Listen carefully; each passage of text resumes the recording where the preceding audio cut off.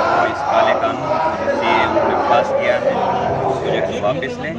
आज का ये पूरा मौक़ इस बात की दलील और इस बात की अलामत है कि हम उस वक्त तक जो है खामोश नहीं बैठेंगे जब तक कि जो है काला कानून वापस नहीं लिया जाएगा। इसलिए कि काला कानून मुसलमानों के नहीं, मुसलमानों के हमारे भारत का जो आइन और दस्तूर है उसके खिलाफ है और हम जो है भारत के आइन और दस्तूर के खिलाफ किसी भी तरह का कोई कानून बनने नहीं देंगे, पास होने नहीं देंगे और उसके खिलाफ उस वक्त तक एहतजाज करते रहेंगे, उस वक्त तक धरना देते रहेंगे जब तक ये काला कानून वापस नहीं लिया जाए। ये जो धरना प्रदर्शन है इसमें अलग अलग सरकारें कोशिश कर रही है कि ये विशिष्ट जाति का मसला है, गलत फहमी की बात करें, क्या बोलना चाहते हैं आप पूरे विषय? ये बीजेपी RSS का जुमला है। नरेंद्र मोदी और अमित शाह ने इस देश का माहौल ख़राब करने की कोशिश उनकी तरफ से जारी है। मुस्लिम भाइयों को ये टारगेट बोल रहे हैं लेकिन ये मुस्लिम भाइयों के लिए नहीं है, ये तो सभी जाति धर्म के लोगों को और खास तौर करके संविधान को ठेस पहुंचाने की इनकी कोशिश है। और इस देश का माहौल यहाँ पर अभी पूरे देश में ख़राब होते जा रहा है। जल्द से जल्द ये नागरिकत्व का बिल उन्होंने वापस लेना चाहिए और जैसे अमन और शांति के साथ विविध जाति धर्मों के लोग इस देश में रहते हैं, एकात्मता से रहते हैं, भाईचारा से रहते हैं, इसके लिए इन्होंने वैसी ही शांति और अमन कायम रखने के लिए ये जो नागरिकत्व का बिल है इन्होंने जल्द से जल्द वापस लेना चाहिए। नहीं तो और भी बात बिगड़ सकती है। ये बात उन्होंने ध्यान में रख कर के देश हित को सामने रखते हुए ये नागरिकत्व का बिल वापस लेना चाहिए और सभी जाति धर्म के लोगों को ये समझ में आनी बात चाहिए कि ये संविधान के लिए खतरा है और संविधान को बचाने के लिए हम सभी लोगों को एक साथ में कंधे को कंधा मिला करके अमन और शांति के साथ ये नागरिकत्व बिल को वापस भेजने के लिए हमें कोशिश करनी चाहिए। जो धरने आंदोलन है, जो बिल जो भारत सरकार की तरफ से जो पास किया गया है उसका निषेध करने के लिए सिख समाज इसका पुरजोर विरोध करता है, निषेध करता है। देश में इतनी महंगाई होगी उसके तरफ ध्यान नहीं है, मगर हर 3 महीने को कुछ ना कुछ नवी एक चीज़ लाके लोगों का ध्यान भटकाने की कोशिश कर रहे हैं। पूरे देश में जातिवाद का माहौल करके रख दिया गया है। आज तक कभी भी इतना माहौल कभी भी देश में नहीं खराब हुआ है। जो देश में महंगाई इतनी बढ़ रही उस पर ध्यान नहीं देते हुए अगर उनको पूछेंगे देश में इतनी महंगाई कैसी होगी, उन्होंने पूछेंगे भाड़ा कोट पे घुस के मारे कि नहीं मारे, उनको बोलेंगे दूसरा कुछ तो उन्होंने बोलेंगे धारा 370 करे कि नहीं करे। तो इस तरीके से लोगों का ध्यान भटकाने का काम कर रहे हैं। हम इस बिल का पुरजोर विरोध करते हैं। जय हिंद। धरना यहाँ पर रखा गया है, इसमें मुसलमानों के तमाम मकातिब के साथ साथ में हमारे वतनी भाई, सिख भाई, ईसाई तमाम लोग यहाँ पर मौजूद हैं और हम तमाम मिलकर गवर्नमेंट से ये मुतालबा कर रहे हैं कि जो गवर्नमेंट ने जो CAA जो एक्ट लाया है ये हमारे मुल्क के आइन के और संविधान के ख़िलाफ़ है।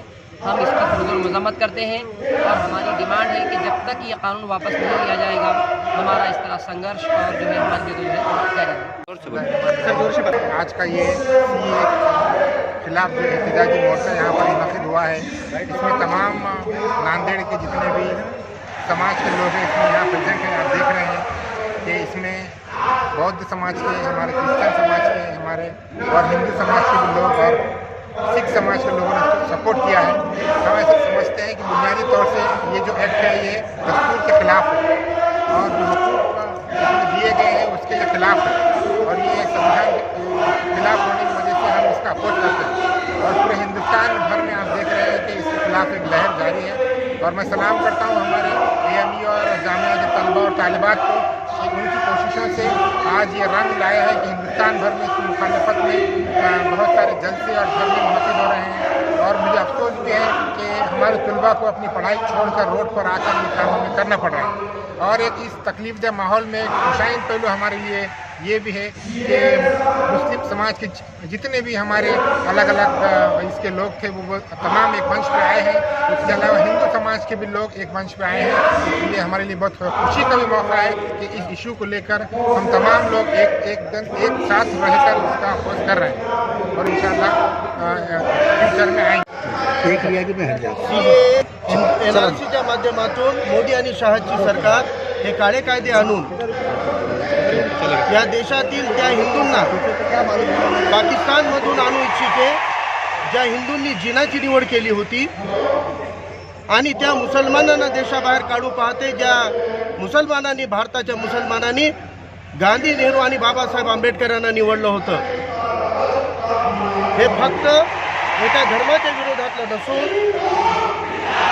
हे संविधान विरोधी आहे आणि संविधानच्या कलम 14 ते 21 पर्यंत ज्या मूलभूत अधिकार आहेत त्या मूलभूत अधिकारांचं उल्लंघन, स्पष्ट उल्लंघन पार्लिमेंटच्या माध्यमातून हा हल्ला संविधानावर करण्याचा डाव मोदी आणि शहा यांनी आखलेला आहे.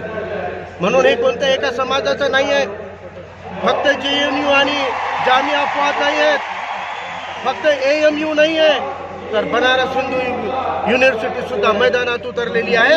याचं कारण आहे की हे धर्मावर नाही, हे संविधानावर हल्ला आहे. कारण आपल्या देशाची जर काही शान आहे तर ते बाबासाहेबांचं संविधान आहे आणि या शानला, या संविधानाला वाचवण्यासाठी सर्व समाज एकजुटीनं या मोदी आणि शहाला सत्तेपासून खेचल्याशिवाय राहणार नाही, यांच्या खुर्च्या यांच्या खालून काढून घातल्याशिवाय राहणार नाही. हे एकूण देशभरातल्या सर्व धर्मीय जातीय लोकांनी हा संदेश दिलेला आहे.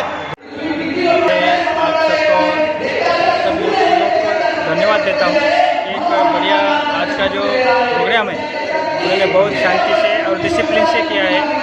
सभी यूथ जो इसमें शामिल हो गए उन्होंने बहुत ही शांति से, इत्मीनान से आज का जो धरना आंदोलन है उसमें भाग लिया.